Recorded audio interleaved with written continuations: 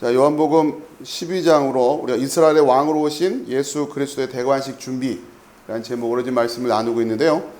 자, 오늘은 네 번째 시간입니다. 32절부터 이렇게 말씀을 나누도록 하겠습니다. 내가 땅에 들리면 모든 사람을 내게로 이끌겠노라 하시니. 자, 지난 시간에 이제 예수님께서 이 세상의 임금으로 또 이 세상의 임금으로서 쫓겨나신다라고 하는, 그렇죠? 그 의미가 뭔지를 우리가 함께 나눴습니다. 자, 그리고서 그 의미에 대해서 또 이제 부연해서 예수님이 설명해 주시는 거죠. 내가 땅에서 들리면 모든 사람을 내게로 이끌겠노라. 이건 이제 예수님의 대속이라고 하는 그 대속의 효력이에요. 그 효력은 모든 이들에게 다 미쳐요. 그런데 실제로 그 효력을 누리는 거는 다른 얘기란 말이에요. 자, 이제 그걸 여러분이 잘 이해하시라는 거고. 자, 33절 이렇게 말씀하심은 자기가 어떠한 죽음으로 죽을 것을 보이심이로라. 34절 이에 무리가 대답하되 우리는 율법에서 그리스도가 영원히 계신다함을 들었거늘 너는 어찌하여 인자가 들려야 하리라 하느냐. 이 인자는 누구냐?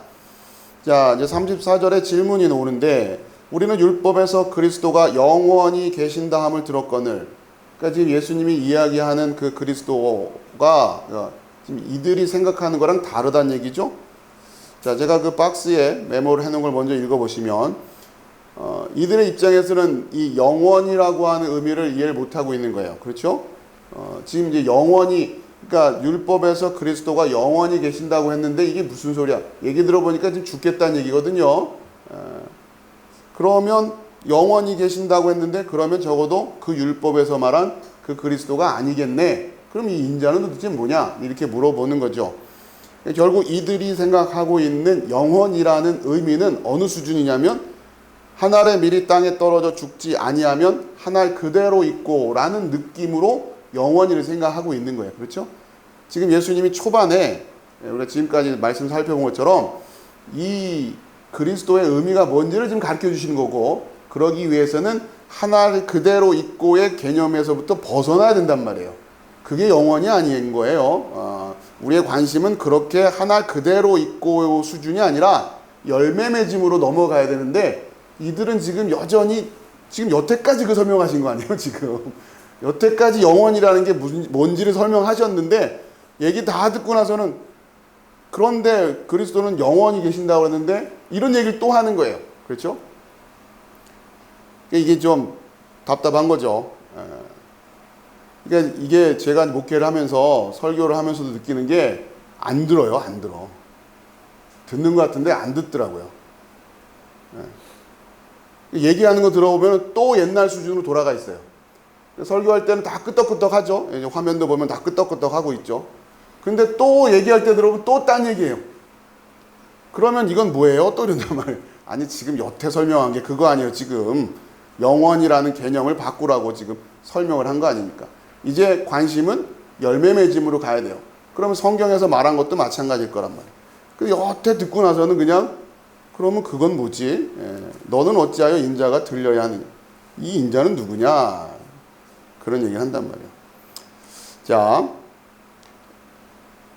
영원의 의미를 이해하지 못했기 때문이죠. 앞서 예수께서 영원한 생명에 대해서 설명을 해주셨는데도 이해를 못하고 있어요. 자, 이유가 뭐냐? 자, 사도행전 10장 39절에서 41절 말씀을 읽어봅시다. 자, 제가 읽을게요. 우리는 유대인의 땅과 예루살렘에서 그가 행하신 모든 일의 증인이라. 그를 그들이 나무에 달아 죽였으나 하나님이 사흘 만에 다시 살리사 나타내시되 모든 백성에게 하신 것이 아니요 오직 미리 택하신 증인 곧 죽은 자 가운데서 부활하신 후 그를 모시고 음식을 먹은 우리에게 하신 것이라. 자, 40절에 하나님이 사흘 만에 다시 살리사 나타내셨는데 이 나타나심이라고 하는 것은 모든 백성에게 하신 게 아니라 미리 택하신 증인. 이 미리 택하신이라고 하는 의미는 뭐냐면, 자, 이제 흔히 말하는 예정이라고 하는 거죠. 미리 택하셨다. 미리 택하심, 흔히 말하는 예정이라고 한단 말이에요.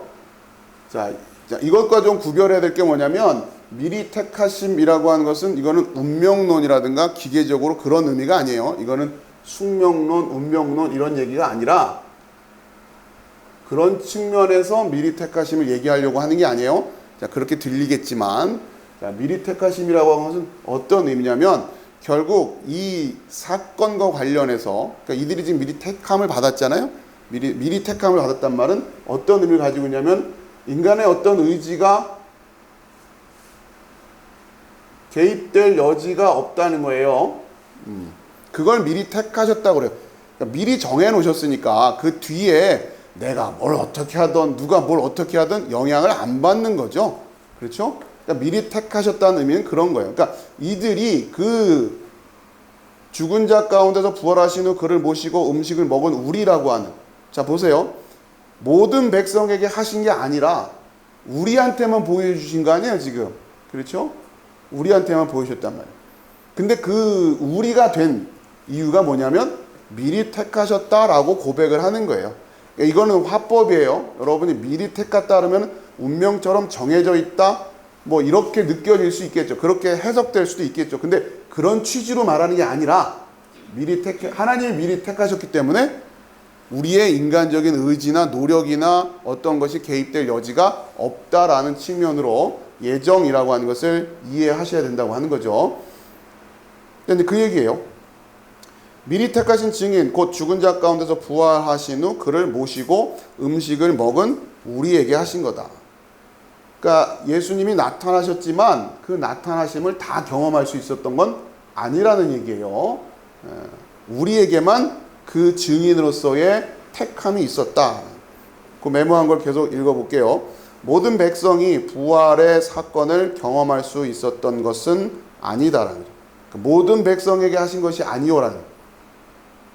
앞서 예수님께서 말씀을 전할 때 모두 알아들을 수 있었던 것이 아닌 것처럼 예수님의 부활 역시 모두 경험할 수 있는 것이 아니라는 거예요.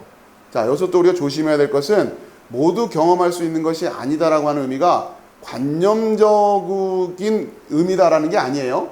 그런 차원의 의미가 아니라 예수님의 성육신도 그렇고 십자가 사건도 그렇고 이게 관념적인 사건이 아니에요. 정말 그런 사건이 있었어요. 이건 주의해야 돼요. 자, 그런데 모두 경험할 수는 없어요. 이게 또 굉장히 신비하죠. 여러분이 이 의미를 이해하려면 그러니까 이제 관념적이 아니란 얘기는 그냥 그렇게 말로 전해지는 사건이 아니란 얘기예요. 정말 그렇게 있었는데 그걸 다 경험할 수 없더라는 거예요. 희한하죠. 자, 이 사건을 우리가 이해하려면 누가복음 24장으로 가셔서 좀 확인을 해봅시다. 누가복음 24장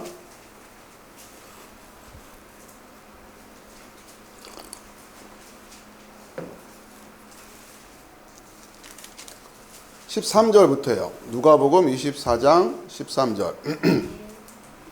여러분 아시는 엠마오로 가는 두 제자에게 나타나신 예수님 사건이죠. 그날의 13절, 그날에 그들 중 둘이 예루살렘에서 25里 되는 엠마오라는 마을로 가면서 이 모든 된 일을 서로 이야기하더라. 그들이 서로 이야기하며 문의할 때에 예수께서 가까이 이르러 그들과 동행하시나. 자, 보세요. 가까이 이르러 그들과 동행하셨어요. 그런데 그들의 눈이 가리어져서 그인 줄 알아보지 못하거늘. 자, 이 사건을 우리에게 지금 가르쳐 주고 계시죠? 예수께서 이르시되 너희가 길 가면서 서로 주고받고 하는 이야기가 무엇이냐 하시니 두 사람이 슬픈 빛을 띠고 머물러 서더라. 그 한 사람인 글로바라 하는 자가 대답하여 이르되 당신이 예루살렘에 체류하면서도 요즘 거기서 된 일을 혼자만 알지 못하느냐? 아니 이렇게 지금 어마어마한 사건이 예루살렘 사람이란 누구나 다 아는 사건인데 그걸 예루살렘에서 저기 뭡니까 체류하면서도 아니 어떻게 그 사건을 못 알아들을 수 있어요? 자, 이러는 거죠. 자, 이 말은 굉장히 역설적인 얘기예요. 지금 이렇게 말을 하고 있는데 이 사람 입장에서는 지금 뭐예요? 성경은 무슨 얘기하고 싶은 겁니까? 아니 예수님을 지금 눈앞에 보고 있으면서도 어떻게 못 알아볼 수가 있어? 이 얘기랑 똑같은 얘기예요 지금. 그렇죠? 자, 그러자 19절에 이르시되 무슨 일이냐 이르되 나사렛 예수의 일이니 그는 하나님과 모든 백성 앞에서 말과 일에 능하신 선지자이거늘 우리 대제사장들과 관리들이 사형 판결에 넘겨주어 십자가에 못 박았느니라. 우리는 이 사람이 이스라엘을 속량할 자라고 바랐노라. 이뿐 아니라 이 일이 일어난 지가 사흘째요. 또한 우리 중에 어떤 여자들이 우리로 놀라게 하였으니 이는 그들이 새벽에 무덤에 갔다가 그의 시체는 보지 못하고 와서 그가 살아나셨다 하는 천사들의 나타남을 보았다 함이라. 뭐 알긴 다 아네요. 보니까 또 우리와 함께 한 자 중에 두어 사람이 무덤에 가 과연 여자들이 말한 바와 같음을 보았으나 예수는 보지 못하였느니라 하거늘 이르되. 자, 지금까지 막 아주 신나서 설명을 했는데 미련하고 선지자들이 말한 모든 것을 마음에 더디 믿는 자들이여 그리스도가 이런 고난을 받고 자기의 영광에 들어가야 할 것이 아니냐 하시고 이에 모세와 모든 선지자의 글로 시작하여 모든 성경에 쓴 바 자기에 관한 것을 자세히 설명하시더라. 그들이 가는 마을에 가까이 가매 예수는 더 가려 하는 것 같이 하시니 그들이 강권하여 이르되 우리와 함께 유하사이다. 때가 저물어 가고 날이 이미 기울었나이다 하니 이에 그들과 함께 유하러 들어가시니라. 지금까지 못 알아보고 있는 거예요. 그렇죠? 성경을 다 설명해주고 다 그랬는데도 못 알아듣는 거예요. 그러니까 지금 이 성경을 통해서 뭘 설명하셨겠어요? 그리스도가 뭔지. 예? 그 예수라고 하는 청년의 십자가 사건을 보고 이들은 이 사람은 아니었나 보다 하고 지금 돌아가고 있는 거예요. 이스라엘을 속량할 줄 알았다라고 하는 것은 정치적인 민족적인 해방을 기대했다는 거죠. 근데 그러니까 성경을 그렇게 해석했단 말이에요. 그러니 그런 메시아를 기다리고 있는 거 아니에요? 자, 여기까지도 못 알아듣고 있어. 그러자 30절에 그들과 함께 음식 잡수실 때에 떡을 가지사 축사하시고 떼어 그들에게 주시니 그들의 눈이 밝아져 그인 줄 알아보더니 예수는 그들에게 보이지 아니하시는지라. 자, 이것도 신비해요. 그들의 눈이 밝아져 그인 줄 알아보더니 예수는 그들에게 보이지 아니하시는지라. 알아봤는데 보이지 않는다고 그래요. 그렇죠? 그들이 서로 말하되 길에서 우리에게 말씀을 하시고 우리에게 성경을 풀어주실 때에 우리 속에서 마음이 뜨겁지 아니하더냐 하고 곧 그때로 일어나 예루살렘에 돌아가 보니 11 제자 및 그들과 함께한 자들이 모여 있어 말하기를 주께서 과연 살아나시고 시몬에게 보이셨다 하는지라. 두 사람도 길에서 된 일과 예수께서 떡을 떼심으로 자기들에게 알려주신 것을 말하더라. 자, 이 사건입니다. 보이는 게 보는 게 아니고 봤다고 보여지지도 않아요. 성경이 이 신비를 지금 우리에게 가르쳐주고 있는 거예요. 어디 때문에? 바로 이것 때문에. 모두 경험할 수 있는 게 아니란 말이에요. 그렇죠? 여러분 이제 이 사건을 잘 이해하시면 되네요. 자, 이제 이걸 보시고 여러분 제가 메모한 것을 보세요. 바울은 고린도전서 15장에서 복음을 사건으로 이야기를 하죠. 그렇죠? 복음이라고 하는 건 사건이에요. 이들이 지금 이런 일이 있었다라고 쭉 읊고 있잖아요. 그렇죠? 이렇게 사건이란 말이에요. 사건. 해석이 아니라 단순한. 그러나 그 사건이 모두 경험할 수 있는 사건은 아닌 거예요. 자, 이 의미가 뭐냐? 지금 예수의 십자가 사건을 다 경험했잖아요. 봤잖아요. 그런 의미가 아닌 거예요. 그러니까 여기서부터 좀 어려워지는 거죠. 여기 여러분이 이게 해결이 돼야 돼요. 복음은 사건이지만 객관적 사건은 아니다. 우리가 쓰는 말로는 이렇게밖에는 표현할 수가 없어요. 자, 의미는 설명을 해드릴게요. 사건이기 때문에 경험한 이들은 모두 동일한 복음을 소유하게 된다는. 자, 보세요. 엠마오로 가던 두 제자가 지금 무슨 일이 있었냐면 한번 쭉 얘기를 하잖아요. 자, 그 얘기는 이 사람들 말고 예루살렘에 거류하던 사람들이면 누구나 다 똑같이 말할 거예요. 그렇죠? 복음은 이렇다는 거예요. 복음이 사건이기 때문에 그걸 경험한 사람, 그걸 본 사람들은 다 똑같이 얘기한단 말이에요. 똑같이. 이게 굉장히 중요하다고 그랬죠? 자, 그런데 그러니까 사건이기 때문에 경험한 이들은 모두 동일한 복음을 공유하게 되는데, 그러나 거기 밑에 객관적이지는 않기 때문에 누구나와 공유할 수 있는 건 아니란 말이에요. 이게 참 어려운 말입니다. 그 사건이 객관적이다는 거예요. 그러니까 마치 지금 여러분에게 여기 이게 보이시죠? 하는 식으로 보일 텐데 사건이니까. 그러나 이것을 다 똑같이 객관적으로 공유할 수 있는 것은 아니라, 누구나와 공유할 수는 없어요. 누구에게만 이 사건이 의미로 이제 이해되어서 보여질 거냐? 미리 택하신 증인들에게만일 거란 말이에요. 자, 그러면서 결국 우리는 다 똑같은 말을 하는 것 같아요. 복음에 대해서 몰랐던 사람들은 뭐 이건 참 안타까운 일이지만 아무튼 이제 복음을 배웠어요. 그렇죠? 우리가 고린도전서 15장 배웠단 말. 복음은 이런 내용을 가지고 있다라고 배웠어요. 자, 이래서 같은 말을 하기 시작해요. 자, 그렇다고 해서 진짜 그 복음을 이해하고 복음을 깨닫고 복음을 통해서 그리스도를 받느냐라고 하는 것은 그건 간단치가 않아요. 왜? 말은 다 똑같이 또 하고 있을 테니까.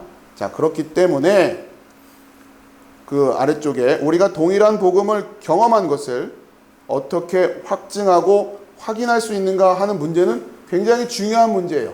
여러분이 본 그 사건, 여러분이 본 그 복음, 여러분이 만난 그 예수가 내가 만난 예수와 여러분이 만난 예수가 똑같은지, 또 그 예수가 성경에서 말하고 있는 그 그리스도가 맞는지 이걸 확인을 하고 이 같은지를 어떻게 확증해야 돼. 이거 굉장히 중요한 문제죠. 사실 우리한테는 이게 굉장히 중요한 거예요. 이거. 자, 이거는 결국 교회론이라고 하는 주제로 연결될 수밖에 없다는 거예요. 그러한 사람들이 모여서 교회를 이루게 돼 있거든요. 그래서 교회로 살아가는 거예요. 교회로 살아.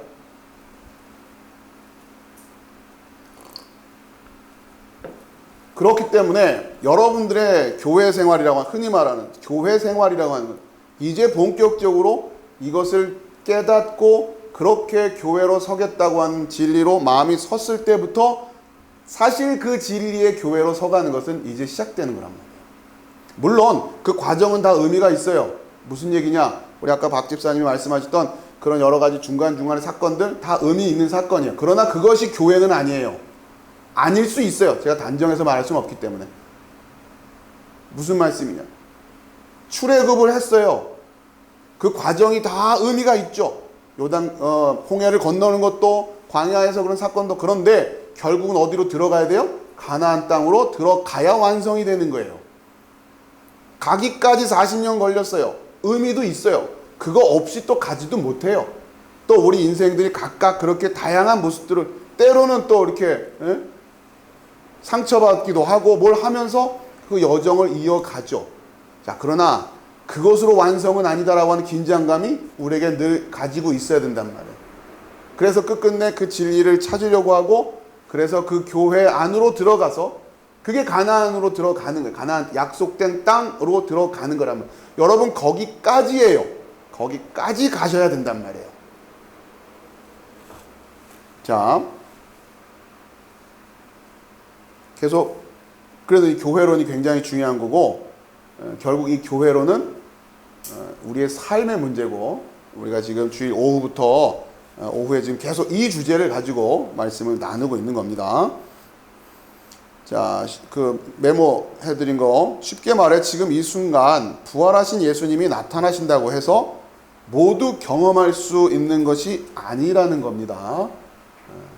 아시겠죠? 그러니까 이거를 잘 이해하세요.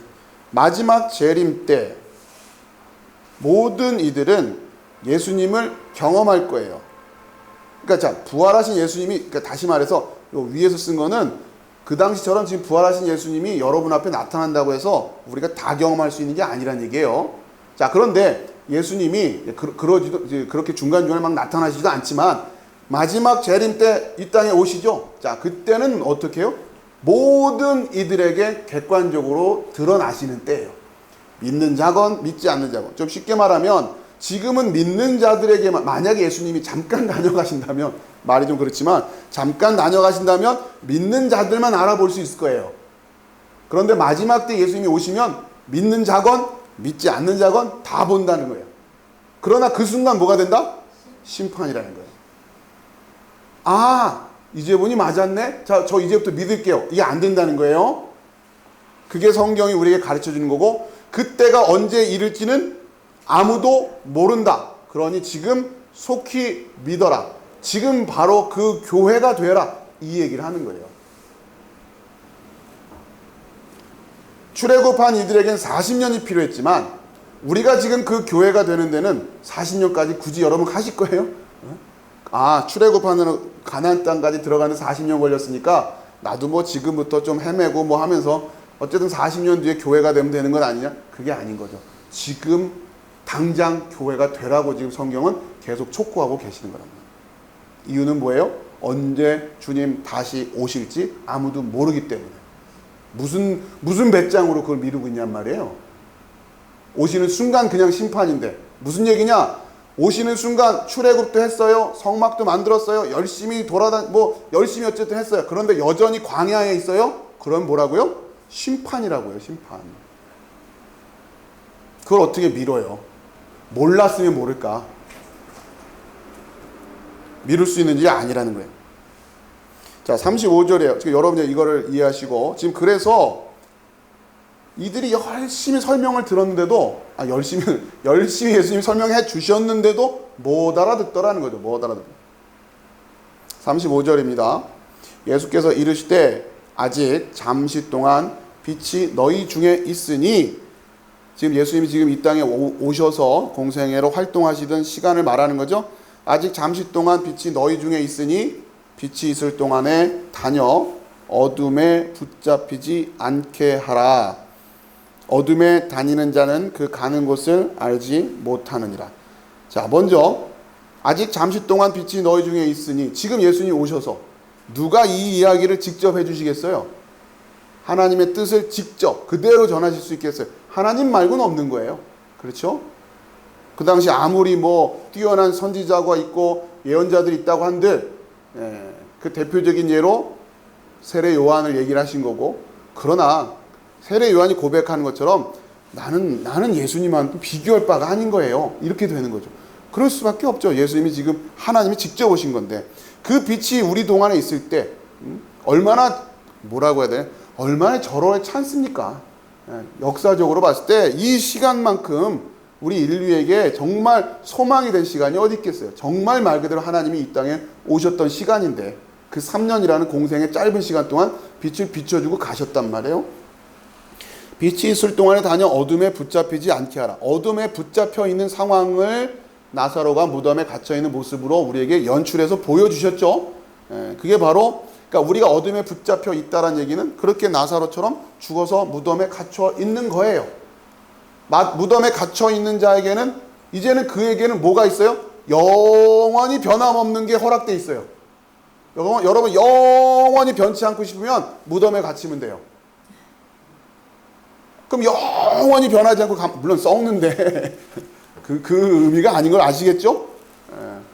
그게 바로 그러니까 내가 지금 그 열매가 되지 못한다고 하면 나는 마치 뭐에 있는 거다? 무덤에 갇혀 있는 거다라고 하는 걸 깨닫고 마치 그러한 수준으로 이해하고 있어야죠. 내 영이 거기에 반응을 해야 된단 말이에요. 이 말씀을 듣고 내가 무덤 속에 갇혀 있는 거구나. 여러분 지금 무덤에 갇혀 있다고 생각을 해보세요.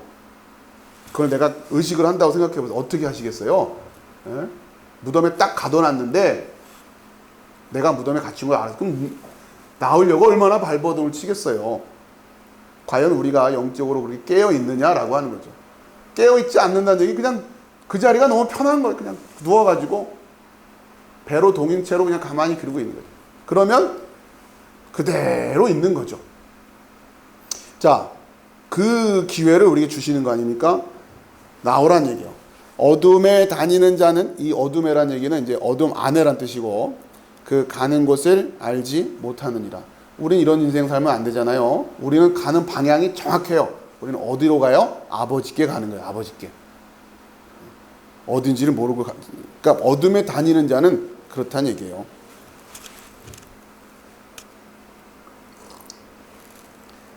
자, 그러면서 예수님이 지금 이제 다시 이게 좀 건너뛰느라고 그랬는데 34절과 35절을 연결해서 보시면 지금 똑같죠? 34절에 질문이 나왔는데 예수님이 거기 35절에 질문에 대해서 답을 하세요, 안 하세요?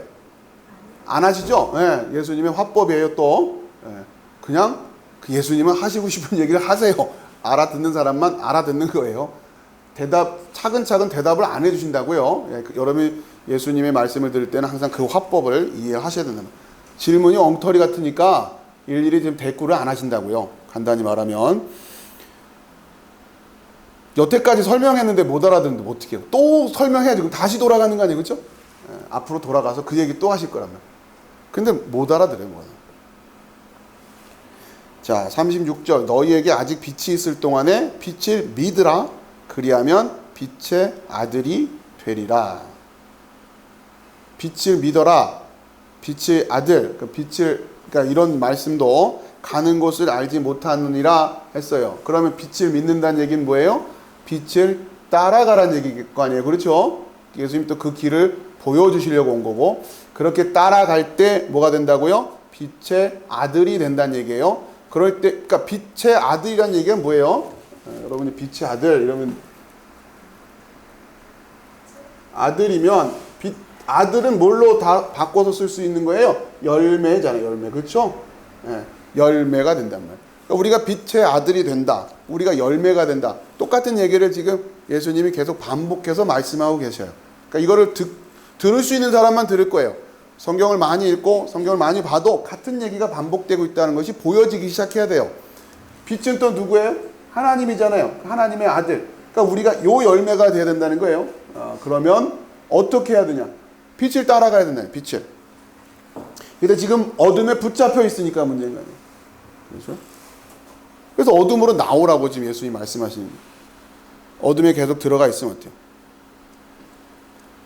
자, 37절에 예수께서 이 말씀을 하시고 그들을 떠나가서 숨으시니라. 자, 그러니 결국 이들에게는 예수님이 보이셔요? 안 보이셔요? 안 보이는 거예요, 또. 그럼 이들은 뭐가 되는 거예요? 어둠이 되는 거예요. 그냥 계속 그러고 있을 거예요. 영원히. 그죠? 그게 죽음인 거예요. 그걸 죽음이라고 한단 말이에요. 사망. 영원히 그러고 있는. 여러분이 그냥 이게 단순하게 이렇게 설교로 들어서 그렇지, 저는 제가요, 그러니까 이 주제를 놓고 묵상을 하면 얼마나 이게 막 눌림이 오는지 몰라요. 영원히 그러고 있는다는 거. 어둠 속에서 내 영혼이.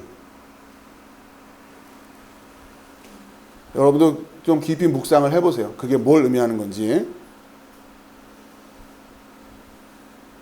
그렇게 돼야 그 무게감, 그 답답함, 그 어둠 속에서 내가 영원히 거한다면, 그래야 이 복음이 들려오기 시작하고 복음에 감격하기 시작하고 그것을 위해서 결단할 수 있게 되고, 그것을 위해서 이 세상에서 어떻게 살아가야 될지가 이제 가벼워지기 시작하는 거예요. 그 진리를 우리에게 가르쳐 주셨기 때문에. 뭐 아깝고 뭐 이렇게 걸리적거리고 이런 게 있을 수가 없어요. 이 사망에서의 건짐인데, 자, 이렇게 그러니까 그 어둠에, 그러니까 그들이 결국 그래서 어둠에 다니는 자가 된 거죠. 방향을 모르는 거고. 이렇게 많은 표적을 그들 앞에서 행하셨으나 그를 믿지 아니하니. 참 안타까운 일이에요. 이렇게 많은 표적을 그들 앞에서 행하셨으나 결국 그를 믿지 않는다. 표적뿐만 아니라 붙잡고 얘기도 해주시고 설명도 해주시고 다 했는데 예수님이 직접, 그런데도 믿지 아니하더라고요. 그러니까 이 믿지 않는다는 얘기는 따르지 않는다는 얘기고, 따르지 않는다는 얘기는 지금 예수를 왕으로 받아들이지 않는다는 얘기고, 그렇죠?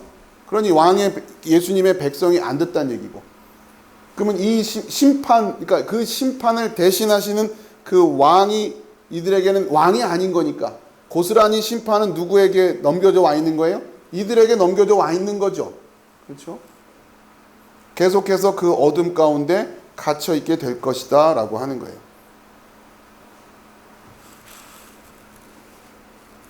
자, 38절. 자, 또 이제 반복해서 설명을 해 주시는데, 이는 선지자 이사야의 말씀을 이루려 하심이라. 이르되 주여 우리에게서 들은 바를 누가 믿었으며 주의 팔이 누구에게서 나타나나이까 하더라. 자, 이제 이사야를 살펴보기 전에 우리가 이제 그리스도가 영원히 계신다함을 들었거늘 요 말씀을 또 우리가 왜 이들이 이렇게 이해했는지 그것을 또 살펴보고 좀 넘어갈게요.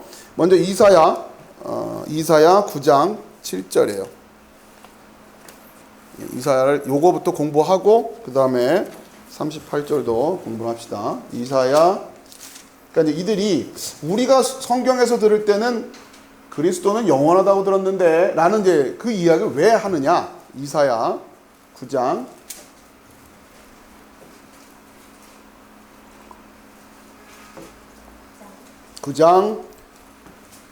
자 보면 9장의 그 제목이 평강의 왕 이렇게 되어 있죠. 평강의 왕 쭉 읽어보시면 예수님이 그냥 떠오를 거예요. 자 봅시다. 제가 쭉 읽어드릴게요. 1절부터 전에 고통받던 자들에게는 흑암이 없으리로다. 지금 이 요한복음이 바로 드러나죠.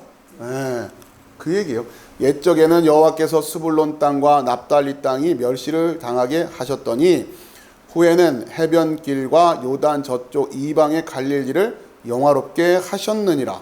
흑암에 행하던 백성이 큰 빛을 보고, 요한복음이 그대로 지금 적혀 있다 보이실 거예요. 사망의 그늘진 땅에 거주하던 자에게 빛이 비치도다.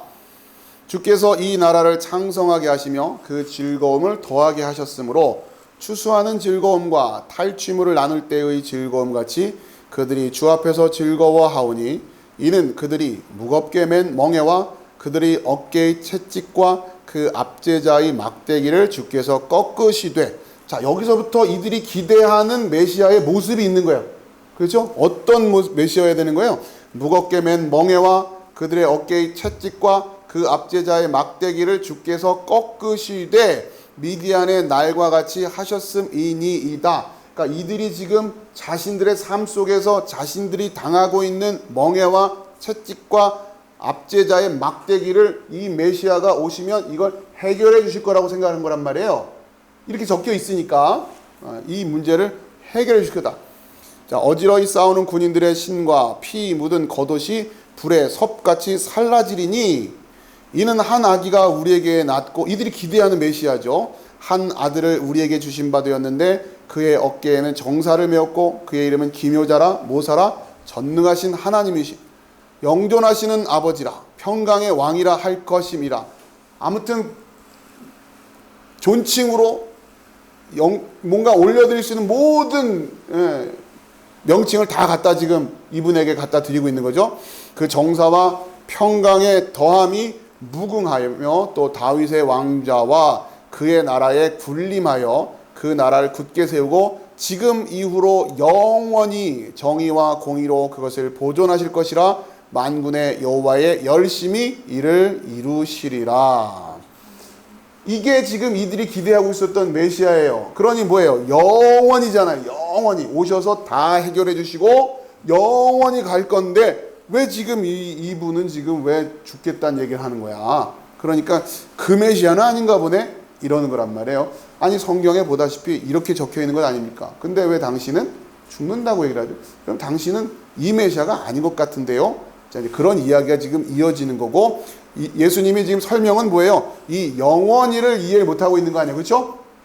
이 영원히의 의미가 뭔지를 이해를 못했고, 유대인들은 다 이 영원히를 하나를 그대로 있고 수준으로 이해했단 말이에요. 자, 그러면서 4절에 무겁게 맨 멍에와 그들의 어깨의 채찍과 그 압제자의 막대기를 주께서 꺾으시되. 자, 이렇게 해주실 줄 알았는데, 해주실 거예요.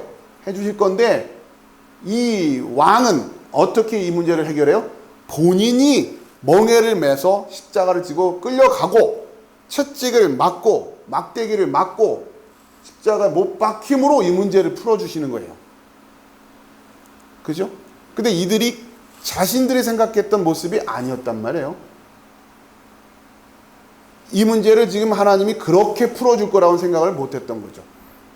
자, 그러니 예수님을 받아들이지 못하는 거예요. 자, 여기에 지금 영원히라는 게 있으니까. 자, 근데 보세요. 이사야를 온 김에 이사야 53장을 한번 가볼까요?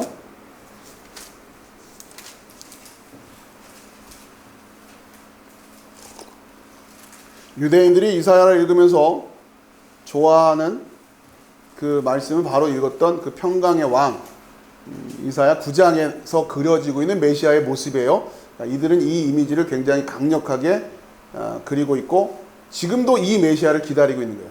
자, 그런데 유대인들이 이사야서 안에서 가장 싫어하는 성경이 바로 이 이사야 53장이에요. 안 읽어요. 거의 금서 수준이에요. 금서 수준. 못 읽게 해요. 왜? 여기는 지금 53장 우리가 전한 것을 누가 믿었느냐? 여호와의 팔이 누구에게 나타나느냐? 그는 주 앞에서 자라나기를 연한 순 같고 마른 땅에서 나온 뿌리 같아서 고운 모양도 없고 풍채도 없은즉 우리가 보기에 흠모할 만한 아름다운 것이 없도다. 예수님 얘기하고 있는 거예요. 그는 멸시를 받아 지금 이제 그 메시아에 대한 설명을 하고 있는데 그는 멸시를 받아 사람들에게 버림받았으며 간고를 많이 겪었으며 질고를 아는 자라 마치 사람들이 그에게서 얼굴을 가리는 것 같이 멸시를 당하였고 그러니까 그 모습을 보면 너무 처참해서 볼 수 없어서 얼굴을 돌린다라는 의미예요. 예수님의 그 고난 당하시는 모습이 그렇다는 거죠. 이 메시아로 멸시를 당하였고 우리도 그를 귀히 여기지 아니하였도다. 그는 실로 우리의 질고를 지고 우리의 슬픔을 당하였거늘 우리는 생각하기를 그는 징벌을 받아 하나님께 맞으며 고난을 당한다 하였노라. 유대인들 그럴 수밖에 없죠. 예수님의 죄목은 신성 모독이었기 때문에 당연히 율법에 의해서 저런 형벌을 당해야 되는 거예요. 하나님이 제정하신 그 형벌을 받는 거다 생각했다면 그 얘기에 그대로 하고 있잖아요. 5절에 그가 찔림은 우리의 허물 때문이요 그가 상함은 우리의 죄악 때문이라. 그가 징계를 받음으로 우리는 평화를 누리고 그가 채찍에 맞음으로 우리는 나음을 받았도다. 그가 오셔서 우리가 지고 있는 멍에 우리의 채찍 우리가 지금 두들겨 맞고 있는 그 압제자의 막대기를 해결해 주시는데 어떻게 해요?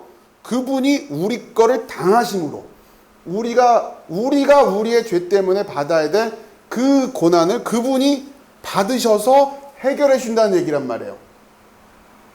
그 압제자를 물려쳐 버리는 게 아니라 우리가 지금 그 막대기로 맞고 있는데 여기에서 그리고 있는 메시아는 그러니까 이사야 9장에서 그리고 있는 메시아는 아무튼 우리가 두들겨 맞고 있는 거를 해결해 주실 거라고 얘기했어요.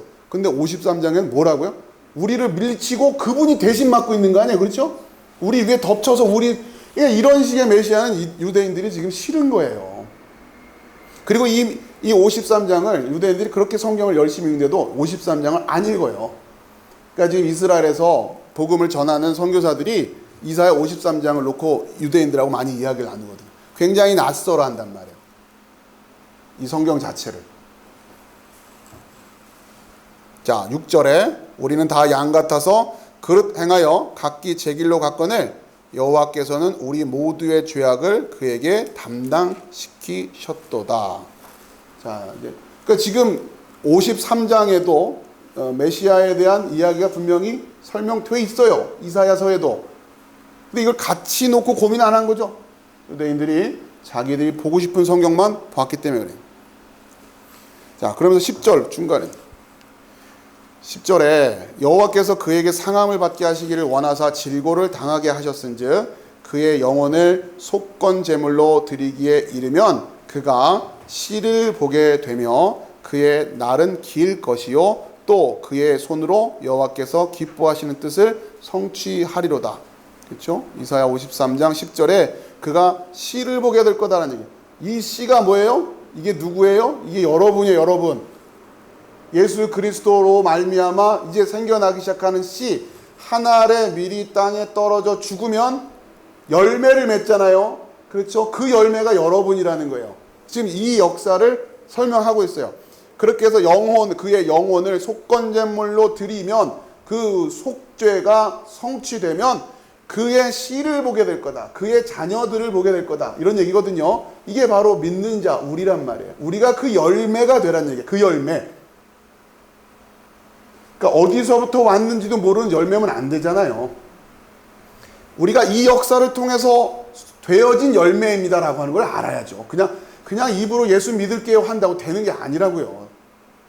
다시 늘 말씀드리지만 이 하나님의 신비의 원리와 섭리들을 성경을 통해서 여러분 하나씩 하나씩 추적해 가면서 이해를 해야 되는 거예요. 그래서 여러분이 바로 그 씨가 된다. 그의 날은 길 것이요 또 그의 손으로 여호와께서 기뻐하시는 뜻을 성취하리로다. 이게 바로 예수님이 이를 위하여 내가 이 때에 왔습니다 라고 하는 거란 말이에요. 이를 위해서 예수님이 오셨단 말이에요. 피할 수만 있으면 피한 이런 느낌이 아닌 거예요. 바로 예수님이 이걸 알고 오신 거예요 지금.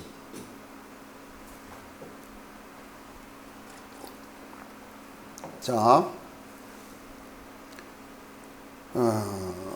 이 이사야 53장 또 54장 이 뒤에는 뭐 나누고 싶은 말씀이 너무 많은데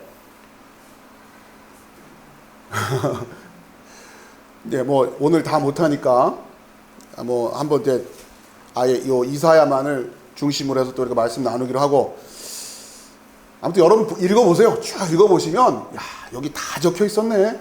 요한복음 그동안 우리가 공부했던 게 다 여기 있었네 보이실 거예요. 자, 그 다음에 에스겔이에요. 에스겔. 이사야 뒤쪽으로 넘어가서 에스겔 37장도 봅시다.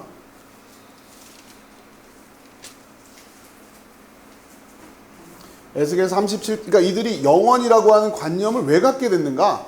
마치 한 알의 밀이 그대로 있는 수준으로 영원이를 이해하고 있단 말이에요. 이유가 뭐냐?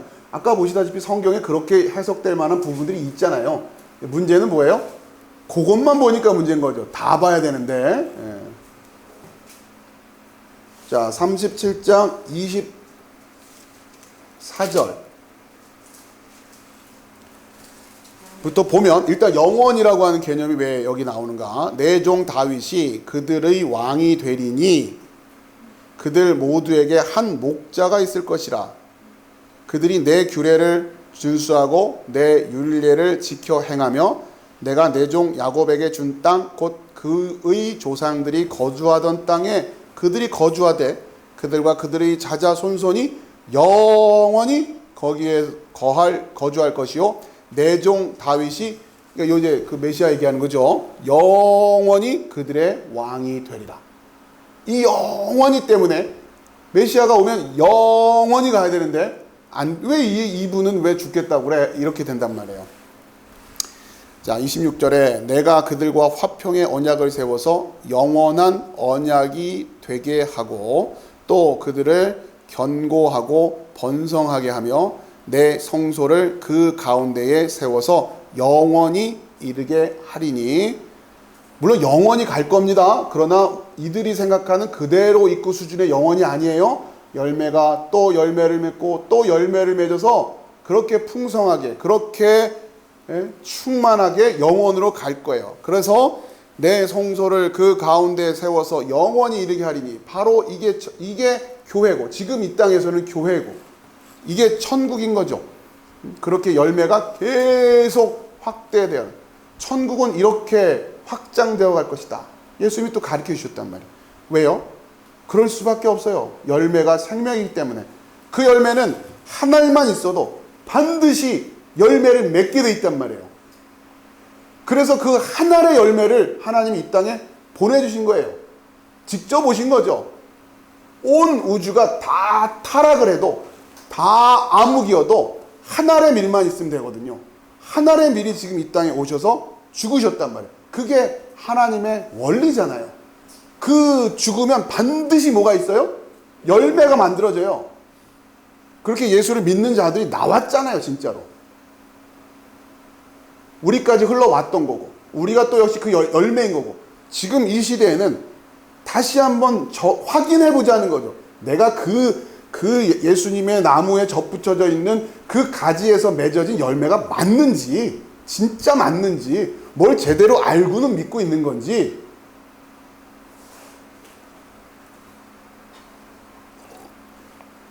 내가 지금 여전히 광야에 있으면서 아침에 나가면 만나 떨어지고 뭐 메추라기가 나오고, 와 이걸 하나님의 은혜라고 생각하고 하나님이 날 만나주셨다 생각하고 하나님이 나와 함께하고 계시다고, 여러분 맨날 만나 나오고 맨날 메추라기 오면 광야가 좋겠네요? 아니잖아요. 가나안으로 들어가야 된단 말이에요. 그러니까 지금 그 수준에서 우리의 마음을 거기다가 뺏겨 놓고서는 광야에서 만나가 풍성해지는 거에 관심 있고 매출하기 떨어지는 거에 관심 있고 가야 될 길은 어디예요? 가나안 땅으로 가야 된단 말이에요. 들어가야 된단 말이에요. 아니 여기서 충분히 만나 나오고 맨날 매출하기 떨어지는데 뭘 굳이 어디를 다른 데를 왜 가요? 이러면 안 된다는 거예요. 물론 만나도 하나님의 은혜였고 매출하기도 하나님의 은혜였어요. 근데 거기에 머물러 있으면 안 된다는 얘기예요. 내가 지금 광야 수준인지 가나안 땅으로 들어갔는지는 알아야 될 거 아니에요.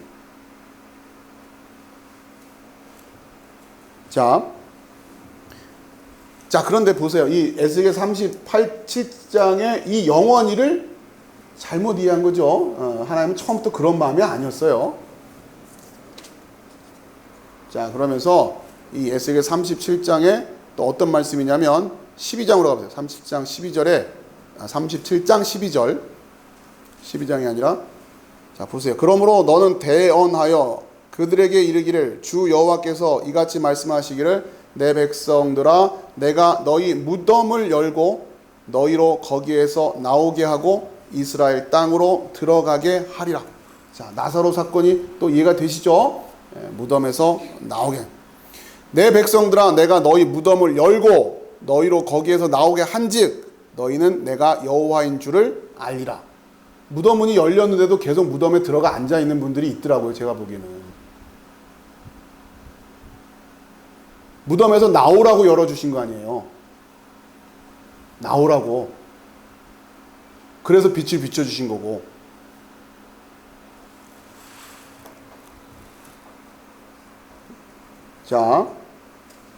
자, 이 에스겔의 말씀을 이들은 또 영원히로 생각하죠. 영원히로.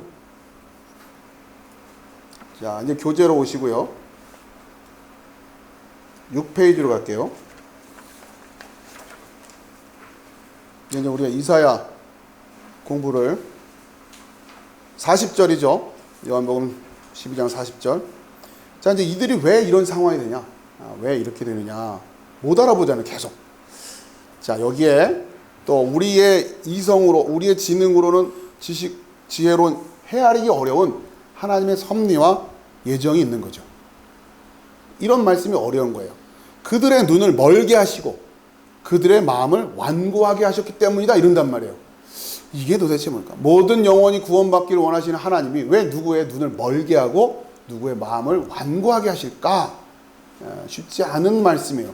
그러나 아무튼 성경은 이 모든 상황에 1차적으로 이 말씀을 통해서 우리가 깨닫고 있어야 될 것은 이 모든 상황의 주권자는 누구다?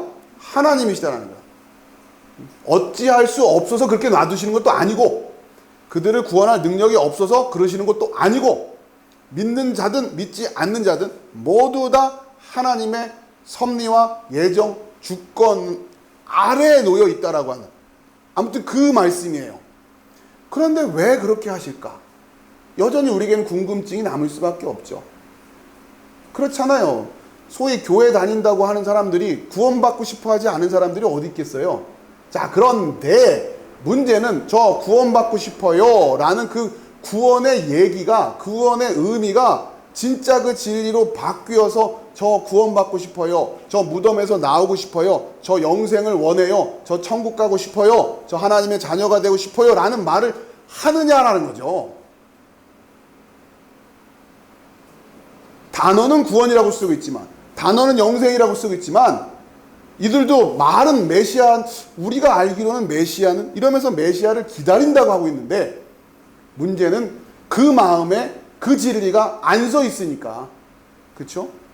우리가 지금 이런 말씀을 만났을 때 우리가 고민해야 될 거는, 그러니까 하나님이 그들의 눈을 멀게 하시고 그들의 마음을 완고하게 하셨다라고 하는 말씀을 만났을 때 우리에게 올바른 태도는, 그러면 뭐 어차피 구원받지 못할 사람은 뭔 재주 없네, 어쨌든 멸망이네 라는 마음이 아니라, 우리에게 바람직한 방향은 뭡니까?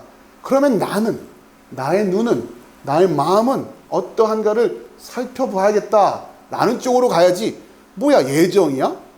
그러면 뭐 어차피 뭐 내가 뭔 수를 쓰든, 아무리 내가 지금 뭐 여기서 뭐 허랑방탕하게 뭐 술 마시고 뭐하고 뭐 해도 결국은 뭐 꼴까닥 하기 전에 구원 받겠지. 내가 아무리 뭐 지금부터 모두 끊고 뭐 주일마다 열심히 예배 다니고 해도 어차피 나는 지옥이면은 꼴까닥 하기 전에 절간에다 시주하고서는 어디 가겠지.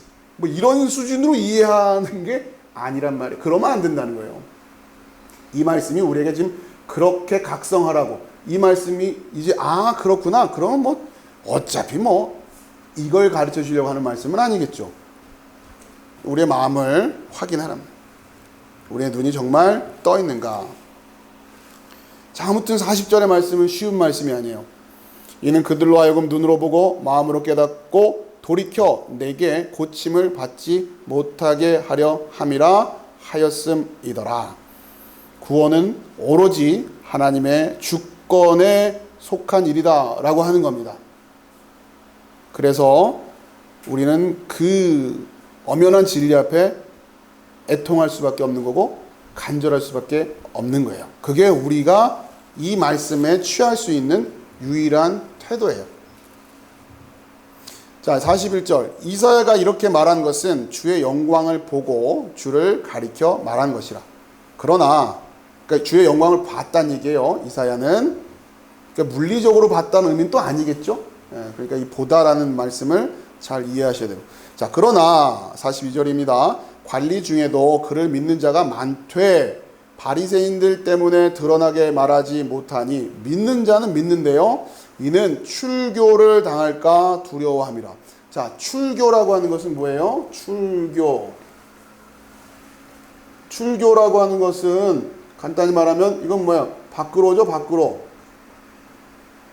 지난 시간에 우리가 봤던 에크란 말이에요. 에크. 그렇죠? 이때로부터 나가야 돼요. 그러니까 우리는 반드시 뭐 해줘야 돼요? 밖으로 나가줘야 되는 거예요.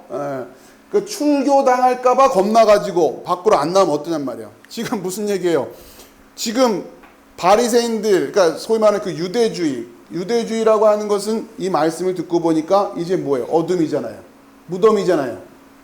그럼 당연히 거기로부터 출교당해줘야 되죠. 그게 구원이죠. 그게 빛으로 나오는 거죠. 믿었다고 하는데 출교를 당할까봐 두려워해요.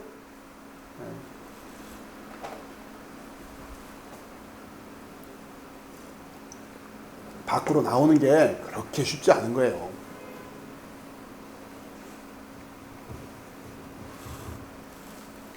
자, 왜 그렇게 되느냐? 43절. 그들은 사람의 영광을 하나님의 영광보다 더 사랑하였더라. 자, 바꿔볼까요? 사람이 주는 생명, 하나님이 주는 생명. 사람이 좌지우지하는 수준의 생명. 예수님 그 얘기 하시잖아요. 그렇죠? 우리의 영혼을 고민해야지. 우리가 말하는 이 생물학적인 목숨의 연연함은 어차피 그런 수준 가지고는 믿음의 여정이지만 안 되는 거예요. 물론 쉬운 얘기 아니에요. 여러분 그러나 결국 진리라고 하는 것, 이 신앙의 여정이라고 하는 것은 이 지점까지 우리가 가봐야 된단 말이에요.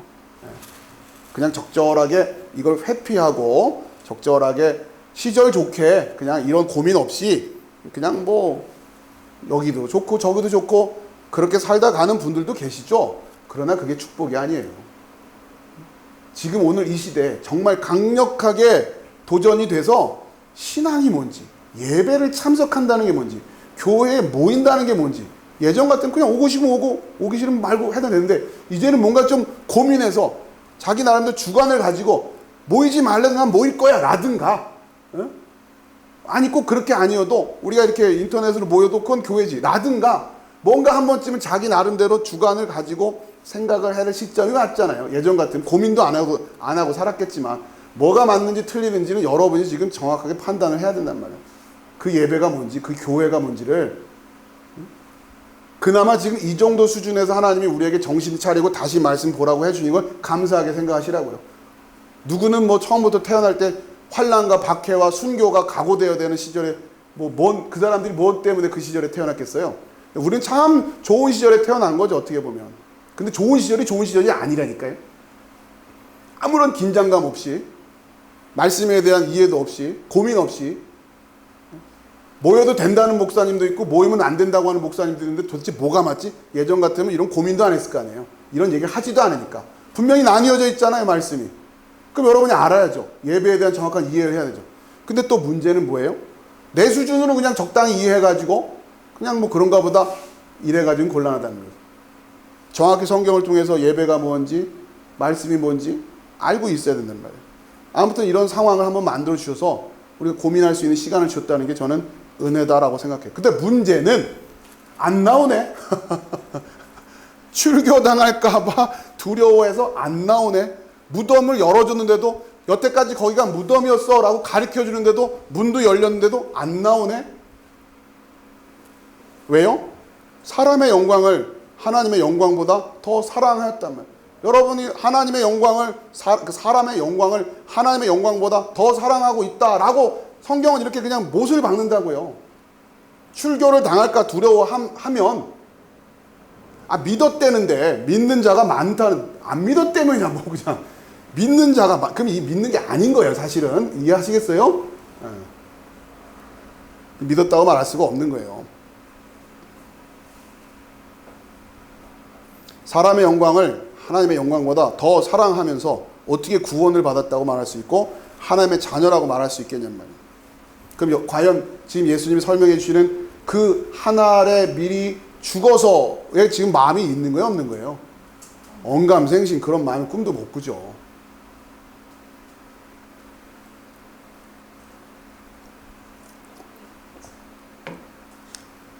무덤입니다. 무덤. 맹인이고 44절 예수께서 외쳐 이르시되 나를 믿는 자는 나를 믿는 것이 아니요 나를 보내신 이를 믿는 것이며 나를 보는 자는 나를 보내신 이를 보는 것이다. 자, 우선 여기서 결국 나를 믿지 않는다. 결국 나를 믿지 않아요. 나를 믿는 자는 나를 믿는 게 아니고 나를 보내신 이를 믿는 거예요. 그러니까 나를 보내신 이를 믿어야 또 나를 볼 수가 있어요. 그렇죠? 그리고 나를 보는 자는 나를 보내신 이를 또 보는 거예요. 그러니까 결국 여기서 예수님이 나라고 하는 거고, 물론 이 나의 의미는 우리가 또 이해를 또 하고 있죠. 참된 그 나라고 하는 개념으로 이해를 또 하고 있어야 된단 말이에요. 그러니까 결국 하나님을 보지 못하기 때문에 안 가는 거란 말이에요. 하나님이 지금 계시는데, 하나님이 지금 문 밖에서, 하나님 무덤 밖에서 여기야 하고 하는데 안 나가죠. 왜 그럴까요? 자기가 생각한 하나님이 아니거든요. 자기가 생각한 하나님이 문 밖에서 나와라 하면 나오겠지만 자기가 생각한 하나님이 아니에요. 지금 예수님이 본인들이 생각했던 그 그리스도가 아니잖아요. 그러니 예수님이 나와라 해도 안 나가고 있는 거죠. 이게 쉬운 일이 아닌 겁니다. 그래서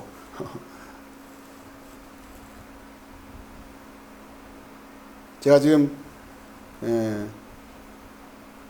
쓴웃음을 짓는 거예요. 쓴웃음을. 자, 그런데 이 메시지가 또 요한복음이 읽혀지던 당시에는 이 복음을 전하는 자들에게 위로가 되었을 거예요. 자, 왜냐? 이제 열매가 되어서 복음을 전하는 자들이 똑같이 옮겨서 이해해 보세요. 복음을 전하는 자들의 그 말을 믿는 거, 그렇죠?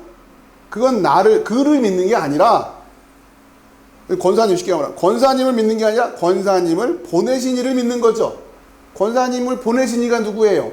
예수님. 그러니까 지금 복음을 전하는 자들에게 그렇게 위로가 됐을 거라. 내가 전하는 말을 믿는. 근데 그러면 그들이 너희들을 보낸 나, 그렇죠? 나를 믿는 거야.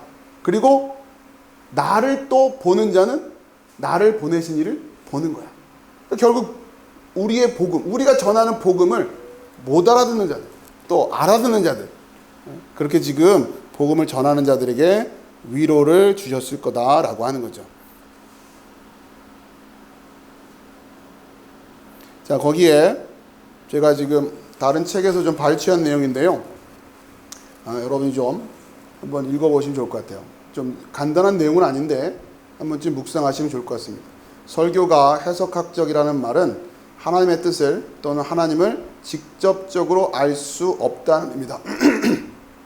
자, 이런 표현이 여러분 좀 이해가 되실 겁니다. 하나님의 뜻, 또 하나님을 직접 안다라는. 하나님을 본 자는 아무도 없다. 모세도 하나님의 등만 보았다. 시공간의 한계 안에서 던져진 인간은 그것을 초월하는 하나님을 직접 경험할 수 없다. 여기서 직접적으로 모른다는 말은 간접적으로 안다는 뜻인데, 이는 곧 성서 텍스트의 은폐성을 의미한다. 성경은 하나님을 계시하는 책인데 은폐돼 이게 무슨 얘기냐? 성서는 하나님을 확연하게 드러내기보다는 은폐시키는 문서다. 지금 이제 앞에서 숨기셨다 하는 그 장면이에요. 성서는 하나님의 계시인데 무슨 은폐냐 하고 생각할 분도 있을 것이다. 기독교의 계시는 기본적으로 하나님의 자기 계시이다. 지금 하나님은 아직 자기를 온전하게 드러내지 않으셨다. 그는 여전히 숨어 계시는 분이다. 성서는 하나님을 노출시키면서 동시에 은폐시킨다. 이런 표현들이 여러분 이제 이해가 되시길 바랍니다. 하나님은 변증법적 차원에서 은폐의 하나님이며 동시에 계시의 하나님이라는 바르트의 주장이 바로 이것이다. 은폐가 완전히 사라지고 계시가 완성되는 때를 가리켜 종말이라고 한다. 지금 우리는 종말이 오기 전인 잠정적인 은폐의 시간을 살고 있다. 이 정용섭 목사님 이분은 그러니까 무슨 표현을 썼어요? 잠정적인 은폐의 시간.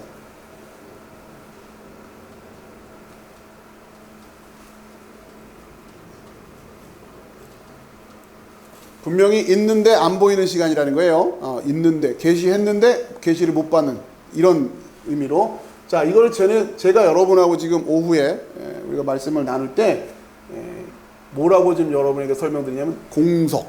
그렇죠? 예수님이 지금 공석이시다. 하늘에 계시다. 그럼 이 땅에서. 그렇죠?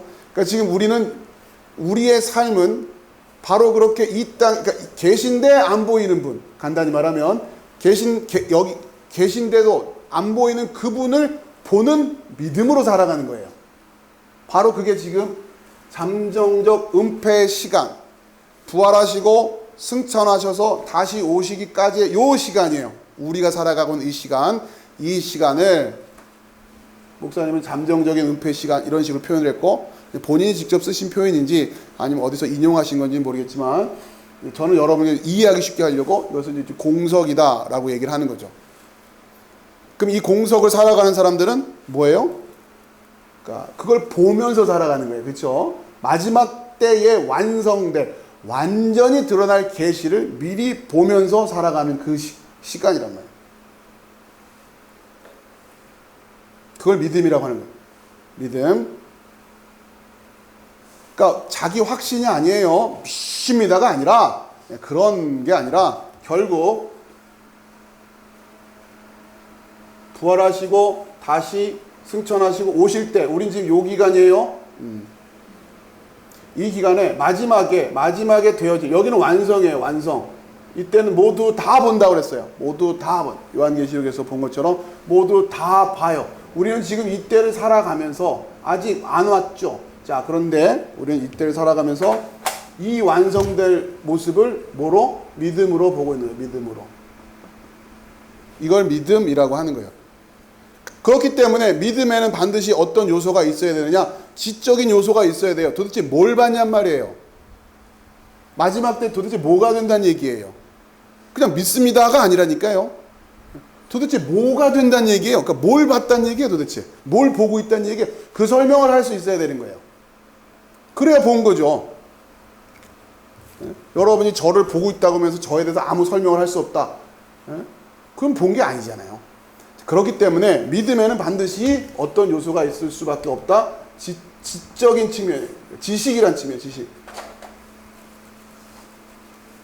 믿음에는 반드시 이게 굉장히 오늘날 약한 게 이거란 말이에요. 이 지식이라고 하는 측면이 약하단 말이에요.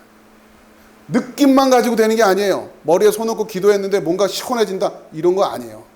물론 그 과정은 필요할 수도 있어요. 그러나 그것은 믿음은 아니에요. 광야예요. 여전히 광야. 그게 다라고 생각하면 안 돼요.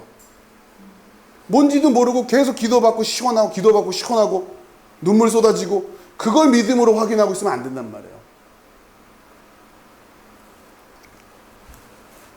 아무튼 이 여정으로 해서 우리는 반드시 가나안 땅까지 들어가야 된다. 지금 이게 오늘날 시대가 소위 말하는 포스트 모더니즘이다. 뭐 이런 여러 가지 어떤 인간들의 어떤 감정을 자극하고 이런 게 많다 보니까 점점 믿음에 대해서 이 지식이라고 하는 측면이 약한 거죠. 뭐 말해 뭐합니까? 믿는다고 하는데 복음의 내용도 모르고 있었는데. 그렇죠? 이걸 설명할 수 있어요. 뭘 봤냔 말이에요, 뭘. 예? 이거 간단한 얘기 아닙니다. 이거 없이 믿음이라고 생각하시면 큰일입니다. 자,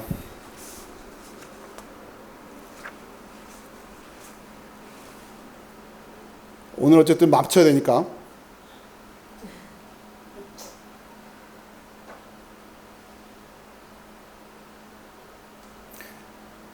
예수님을 눈으로 보고 있는데, 아까 엠마오 사건에서 봤듯이 분명히 보고 있는데 못 알아보는 거. 그렇죠?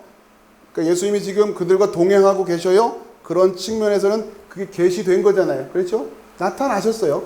그런데 못 알아보고 있다는 측면에서는 은폐. 이걸 이해하셨네요. 아시죠? 자, 제가 그 박스, 만약에 이런 거예요. 어떤 분이, 목사님 지난주에 육지 다녀오셨어요? 왜요? 어제 서울 종로 다니다가 목사님 봤어요. 이런단 말이에요. 예를 들어서. 그럼 그분이 봤다고 할 때는 누굴 봤다는 얘기예요? 뭘 봤다는 얘기예요? 저랑 비슷한 모습을 봤다는 얘기잖아요. 그러니까 성경을 볼 때 말할 때 이런 수준의 봄이 있어요. 이런 수준의 봄이란 말이에요. 자, 그런데 그분이 처음에는 목사님인가? 하고 이렇게 봤는데 제가 하는 행동이 평상시 제가 하는 행동하고 달라요. 예? 그럼 멀리서 보는, 그러면 아닌가 보네. 이럴 거 아니에요. 그렇죠? 예. 제가 예를 들어서 아무튼 간에 갑자기 생각은 안 나지만, 이렇게 옆에서 보고서는 비슷한 것 같은데, 아니네. 비슷하나 보다. 자, 그럴 때 도대체 그럼 뭘 보고 또 내가 아니라고 할 거냔 말이에요. 그렇죠? 예. 또, 우리가 일상적으로 제가 평상시 행동이 다르다. 그러면, 요즘 이게 목사님 같지가 않지? 이렇게 또 얘기할 거란 말이에요. 분명히 이제 몸뚱아리는 똑같은데. 요 개념을 여러분 이해하시면서 예수님을 우리가 본다고 할 때는 두 가지 요소가 다 중요한데 어느 부분에서 더 집중을 해야 된다는 얘기예요. 그렇죠? 도대체 뭘 보고 예수님인 줄 알아볼 거냐. 우리가 그분의 외양을 알고 있는 건 아니니까. 그게 그리스도에 대한 이해고 성경에서 그것을 찾아내야 된다고 하는 거죠. 자, 그런 이해를 하시고, 나를 보는 자는 나를 보내신 이를 보는 것이다 라고 할 때에 이 본다의 의미는 제가 설명드린 그 얘기죠. 서울에서 봤다라는 문장에서의 보다와는 다름을 알아야 된다는 거죠. 예수님에게서 무엇을 혹은 예수를 어떻게 보아야 예수를 보내신 이를 볼 수 있을까가 우리한테는 관건이죠. 분명히 물리적인 차원은 아닐 거란 말이에요. 만약에 물리적인 차원으로 예수님을 알아봐야 되면 증명사진이라도 하나 남겨놓고 가셔야 되는 거예요. 그렇게 안 하셨잖아요. 못 하셔서 그렇겠어요? 그때는 사진기가 개발되지 않아서? 그런 건 아니겠죠. 자, 이 봄의 문제를 해결한 사람이 부활하신 예수를 볼 수 있는 거고, 그렇죠? 그리고 다시 오실 그 분도 볼 수 있게 되는 거고, 다시 오셨을 때 그분을 진짜 그분으로 봐야 영생이 되는 거란 말이에요. 다시 오셔서 예수님이 여전히 무슨 얘기 하실 거예요? 너희가 생명을 아니? 그럼 여러분, 내 생명을 알아요. 영생을 아니? 내 영생을 알아요. 영생이 뭐니? 영원히 사는 거예요. 이러면 어떻게 되는 거예요? 그러면 내가 가르친 거랑 다른 걸 가지고 있네. 너가 기다린 그리스도는 내가 아닌 것 같다. 넌 있어. 난 나를 기다리는 사람한테 갈게. 이렇게 되는 거 아닙니까?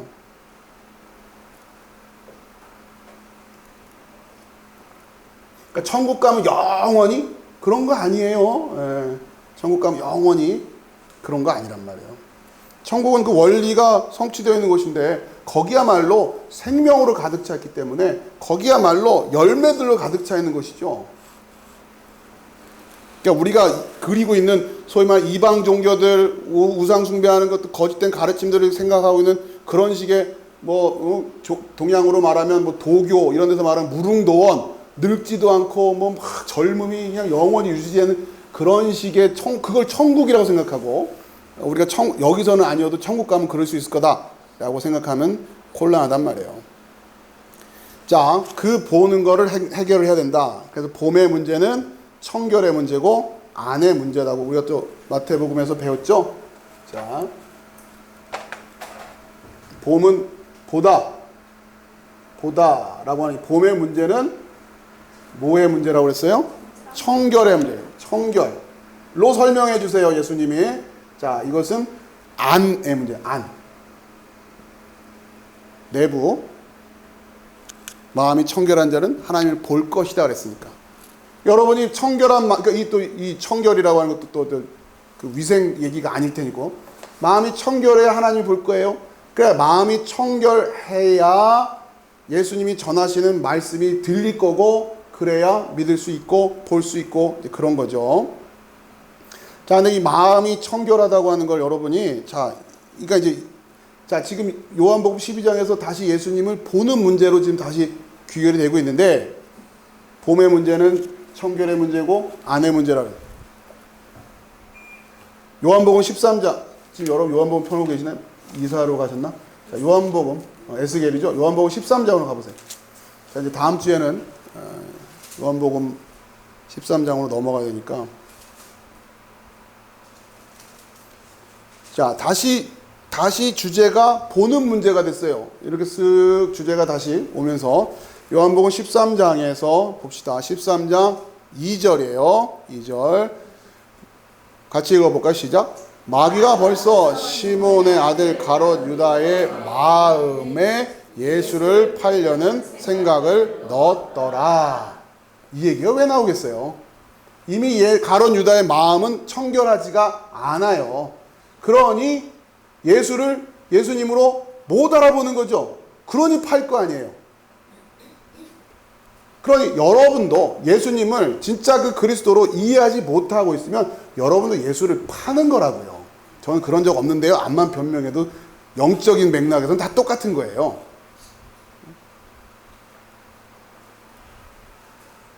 자, 그래서 그 마음이 청결하지 않은 모습을 또 제자들 안에서도 보여주십니다. 그건 다음 시간에 우리가 말씀을 나누겠고. 자, 46절. 나는 빛으로 세상에 왔나니 무릇 나를 믿는 자로 어둠에 거하지 않게 하려 함이로라. 지금 출교 당하란 얘기고 무덤 밖으로 나오란 얘기고 어둠에 거하지 말란 얘기잖아요. 어둠에 거하면서 나를 믿는다 이런 건 얘기가 안 되는 거예요. 47절. 예수님 이것 때문에 오셨다고 하니까 결국 여러분이 예수님을 믿었다고 하는 것은 끊임없이 밖으로의 삶을 사는 거예요. 끊임없이 밖으로. 그래서 마지막 그 밖으로 나간 그 최종이 가나안 땅이 되는, 그렇게 인생을 살아가는 거예요. 사람이 내 말을 듣고 지키지 아니할지라도 내가 그를 심판하지 아니하노라. 내가 온 것은 세상을 심판하려 함이 아니요 세상을 구원하려 함이로다. 자, 그러니까 예수님의 목적은 구원이에요. 자, 그런데 이걸 뒤집으면 심판이 돼요. 예수님은 심판하러 오신 게 아니에요. 구원의 길을 가르쳐 주신 온 건데 이게 역설적이게도 안 들으면 심판이 되는 거 아니에요. 그러니까 예수님이 심판하러 오신 건 아니란 말이에요. 그 얘기를 하시는 거예요. 구원하러 오셨는데 문제는 안 듣더라는 거죠. 그리고 예수님이 이 세상의 임금으로서 심판을 이미 받으시고. 자, 그런데 48절에 나를 저버리고 내 말을 받지 아니하는 자들, 앞에서 배운 대로 하면 섬기지 않는 자들, 따라오지 않는 자들, 여전히 어둠 안에 거하는 자들, 여전히 무덤에 있는 자들, 예수님이 다 해결해 주시고 문을 열어주셨는데도 불구하고 출교를 당할까 두려워해서 사람의 영광을 하나님의 영광보다 더 사랑하고 있는 자들이죠. 이걸 심판할 이가 있으니 내가 한 그 말이 마지막 날에 그를 심판하리라. 그러니까 예수님은 선을 그어주셨어요. 오셔서 선을 딱 그어주셨어요. 여기서 이쪽으로 오면 구원이야. 그러니까 위치 확인을 잘해야 된다. 선이 보이지 여기 이쪽에 있으면 구원이니까 빨리 넘어와야 돼. 이걸 보여주시려고 선을 그어주신 거란 말이에요. 그동안은 우리끼리 모였을 때는 어디가 선인지 모르잖아요. 이 모습이 에스겔의 성전 측량 사건하고 여러분이 가르쳐드렸죠. 성전을 측량해 주신단 말이에요. 우리는 그냥 예배 드린다고 생각했는데 오셔서 여기까지가 교회였어 라고 하면은 그 밖에서 예배 드렸던 사람들은 뭐가 되는 거예요? 졸지에. 그쵸? 그걸 지금 이해하셔야 돼요. 그래서 지금 이쪽으로 오라고 이걸 그어주셨는데 이게 뒤집어서 얘기하니까 이 사람들한테는 뭐가 된 거예요? 심판이 됐다는 그런 의미예요. 자, 내가 한 그 말이라는 게 뭐냐? 내가 한 그 말, 이것은 내 아버지께서 내게 말씀하신 그대로예요. 말씀대로 그대로 성경. 우리식으로 얘기하면 지금 우리가 이 말씀을 고민해야 될 거는 성경 말씀이에요. 그러니까 성경 말씀 그대로. 아무튼 앞에서 말씀을 전하는 자 입장에서는 하나님의 말씀을 그대로 전하려고 해요. 자꾸 자기가 말씀 듣고 말씀 읽고 뭐 나름대로 은혜 받았다고 생각하는 이야기들을 설교라고 해서 전하면 그러면 이 선이 지금 명확하지가 않은 거 아니에요. 그냥 선을 보고 자기가 받은 감동만 얘기하고 있는 거지 도대체 이게 뭐냔 말이에요. 이게 그러니까 여러분이 지금 그러한 말씀으로 양육되고 있고 그렇게 선이 정확하게 보이는 믿음, 지식의 바탕이 되는 믿음으로 여러분이 믿음의 여정을 살고 있는지를 여러분이 좀 그 정도는 확인을 하면서 신앙생활을 하셔야 되지 않겠냐고요. 그 정도 분별력도 없으면 어떻게 하냐고요. 내 아버지께서 내게 말씀하신 예수님도 말씀하신 그대로를 전하는데 하물며 인간 목사들이 뭘 자꾸 말씀에다 이렇게 자꾸 덧붙여가지고 그러니까 여러분 이게 참 어려운 거예요. 무슨 얘기냐면 지난주에 제가 엘리제를 위하여 했죠. 다라다라다라 그렇죠? 자 무슨 얘기냐면 제 입장에서는 어떤 연주자가 다라다라다라다라단 시작하면 저는 그냥 그게 엘리제인 줄 알아. 뒤에 뭐 어떻게 치든. 왜요? 여기밖에 모르니까. 다 몰라 다. 엘리제를 다 몰라. 여러분 빰빰빰빰 운명 같죠? 요거만 알잖아요 우리는. 끝날 때 무슨 곡을 연주하는지 알아요 다 여러분이? 몇 악장까지? 그러면 처음만 빰빰빰빰 해놓고 나중에는 따라다라다 다 해도 우리는 모른다고요. 전문가들만 알지. 말씀이 그렇단 말이에요. 설교가 그렇다고요.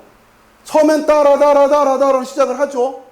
어느 틈엔가 거기가 갑자기 네가 왜 거기서 나와 이런 것도 들어가도 모르는 거예요.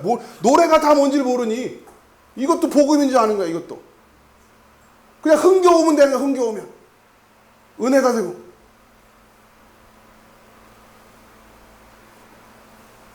그런 게 너무 많아요 지금. 중간중간에 막 이상한 거 섞여 있고 막 우리 귀에 익숙한 거 몇 소절만 들리면 아 이게 엘리제를 위하여구나. 아 이게 베토벤이구나. 이러고 안단 말이에요. 참 어려운 시절입니다. 내게 말씀하신 그대로를 전하려고 애쓰는 그 예배에 여러분이 분별할 수 있어야 됩니다. 자, 49절 내가 내 자의로 말한 것이 아니요 나를 보내신 아버지께서 내가 말할 것과 이룰 것을 친히 명령하여 주셨으니 그러니 목사는 목숨 걸고 말씀을 한 절 한 절 곱씹으면서 전하려고 해야 된단 말이에요. 아무리 화려한 웅변이고 뭐 멋있는 예화하고 뭐고 다 필요 없어요. 여러분 말씀을 듣고 싶어야 돼요. 한 절 한 절 짚어가면서 앞뒤로 뒤적뒤적 왔다 갔다 하면서 그렇게 말씀을 가르치려고 하는 목사를 만나야 된다고요. 그 정도도 분별을 못하면 어떡해요. 저 역시 그러려고 지금 애쓰고 있는 거예요. 내가 이룰 것을 친히 명령하여 이렇게 해주셨는데 평생 다 해도 되지 못해요. 뭔 말씀 설교 시간에 이렇게 엉뚱한 소리들을 하는지.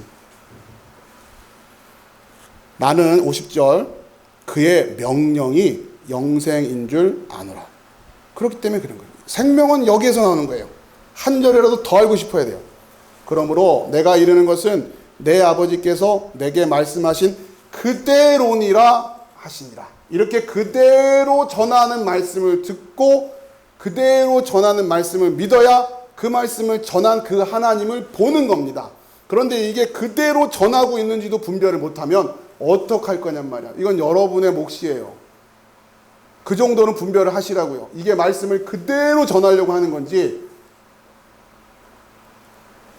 중간중간에 듣다 보면 어려울 때도 있어요. 이해가 잘 안 될 때도 있어요. 그래도 그대로 전해야 되는 거예요. 잘 어렵습니다. 이건 참 어렵습니다. 요한복음 12장 40절 그들의 눈을 멀게 하시고 그들의 마음을 완고하게 했으니 이건 어려워요. 어렵습니다. 어려운 건 어려운 대로 가는 거예요. 뭘 억지로 풀려고 할 필요도 없어요. 혹은 설명하기 어려우니까 이번 설교에서는 이건 빼야지. 이러면 안 된다는 거예요. 제가 여러분하고 말씀을 한 절 한 절 읽어가는 이유가 그거란 말이에요.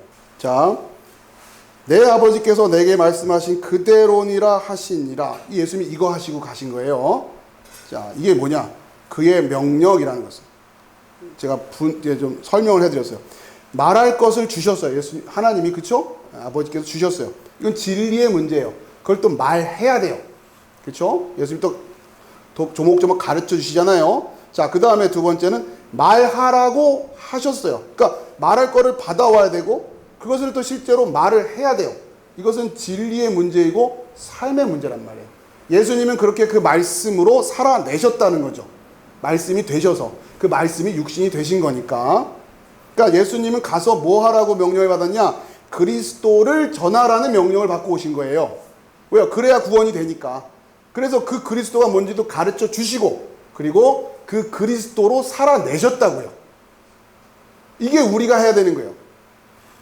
이거 잘 이해하세요. 그리스도에 대한 진리를 받아오셔서 그 진리를 그대로 전하고 그리스도의 그 삶을 사시는 거. 이게 뭐라고요? 영생이라는 거예요. 나는 그 명령이 영생인 줄 아느나 진리로 알아야 되고 또 그 진리를 살아내야 된답니다. 자, 그럼 이것을 우리 크리스찬들, 우리 성도들은 어떻게 해야 되냐? 똑같죠? 우리도 마찬가지예요. 우리에게 주어져 있는 것은 그리스도라고 하는 이 진리, 예수님이 오셔서 직접 살아내신 이 그리스도라고 하는 진리와 함께 우리는 뭘 진리로 전하고 살아내야 되냐? 그게 바로 교회란 말이에요. 교회. 온전한 교회. 이게 그리스도와 연합된 성도들의 이게 교회잖아요. 그죠? 예수님이 지금 오셔서 이걸 가르쳐 주신 거 아니에요. 이게 뭐냐? 그리고 이것을 깨달은 이들이 모여있는 걸 성도라고 하고 이것을 다 한꺼번에 교회라고 하고 우리가 오후 시간에 에베소서 이걸 배우고 있는 거고. 자, 그러니 이제 우리가 뭘 전해야 되는 거예요? 우리가 받은 말씀이라는 게 뭐예요? 교회예요. 교회. 교회에 대한 진리를 전하는 거예요. 그 안에는 진짜 그리스도가 누구신지도 들어있고 진짜 그 그리스도를 믿는 성도가 누구인지도 들어있는 거예요. 교회를 전한다는 거는 그 안에 다 들어있는 거죠. 구원도 들어있고 다. 그걸 진리로 알아야 되고 그리고 또 어떻게 해요? 그렇게 살아내야 된단 말이에요. 그 교회로 우리가 살아야 되는 거예요. 그 교회로 살기 위해서 때로는 출교를 각오해야 될 때도 있는 거고 나의 삶의 자리를 점검하시고 내가 여전히 습관적으로라도 그 무덤을 왜 자꾸 들락날락 하는데요? 안 된단 말이에요. 자, 그게 우리가 영생이에요. 우리도 역시 그렇게 살아내야 된다. 자, 이것이 요한복음 12장에서의 말씀이에요. 자, 그런데 13장에 예수를 파는 제자가 나타나는 거죠. 여기까지 왔으면 이제 알겠습니다 해야 되는데 급기야 팔아버리네.